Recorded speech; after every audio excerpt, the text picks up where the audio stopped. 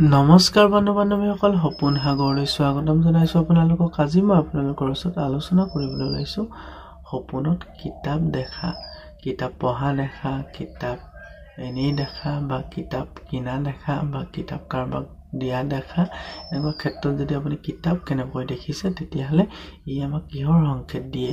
যদি আপুনি কেনেবাকৈ সপোনত গভীৰ নিন্দাত যদি কিতাপ পঢ়া দেখে তেতিয়াহ'লে বুজি পাব যে আপোনাৰ যি জ্ঞান সেই জ্ঞান অতি শীঘ্ৰে বাঢ়িবলৈ ধৰিব। লগতে আপুনি যদি ষ্টুডেণ্ট হয়, যদি কিবা এক্সামৰ যদি কথা ভাবি আছে বা ক'ৰবাত যদি আপুনি ইণ্টাৰভিউ কথা ভাবি আছে আৰু যদি আপুনি সেই অৱস্থাত যদি কিতাপ পঢ়ি থকা দেখিছে, খুব গভীৰভাৱে পঢ়ি আছে, তেতিয়াহ'লে অতি শীঘ্ৰে সেই ইণ্টাৰভিউত আপুনি ছাকচেছ হ'ব পাৰিব বা পাছ কৰিব পাৰিব।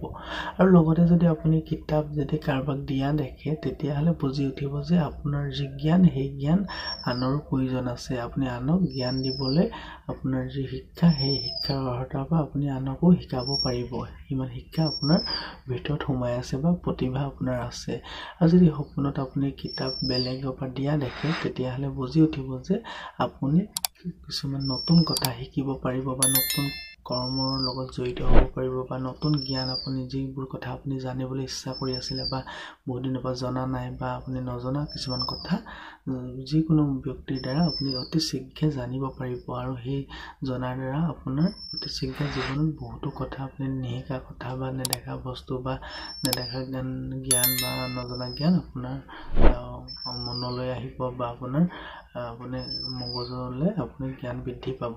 আৰু যদি এনে ক্ষেত্ৰত সপোনত যদি ষ্টুডেণ্টে খুব গভীৰভাৱে পঢ়ি থকা দেখে তেতিয়াহ'লে গম পাব যে আপোনাৰ যি যেনেধৰণে আপুনি প্ৰক্ৰিয়া চলাই আছিলে বা প্ৰচেছ, যেনেধৰণে এক্সামৰ প্ৰচেছ চলাই আছিলে, সেই প্ৰচেছটো আপোনাৰ দ্বাৰা আপুনি সেই এক্সামত কৃতকাৰ্যতা অৰ্জন কৰিব পাৰিব।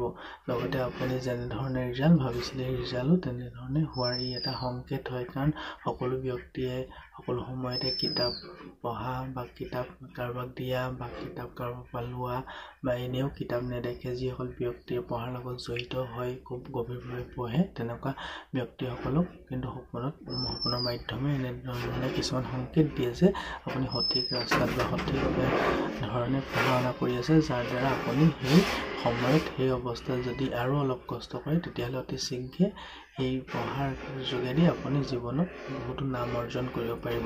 আৰু যদি কিতাপ কাৰোবাক দিয়া দেখে তেতিয়াহ'লে বুজি উঠিব যে আপোনাৰ জ্ঞান বেলেগৰ প্ৰয়োজন আছে আৰু আপুনি এনে কিছুমান জ্ঞান আপোনাৰ ভিতৰত সোমাই আছে, যি জ্ঞান আপুনি বাহিৰ উলিয়াবলৈ হ'ল বা আপোনাৰ কিছুমান প্ৰতিভা সোমাই আছে ভিতৰত, যি প্ৰতিভাৰ দ্বাৰা আপুনি বেলেগকো মুগ্ধ কৰিব পাৰিব।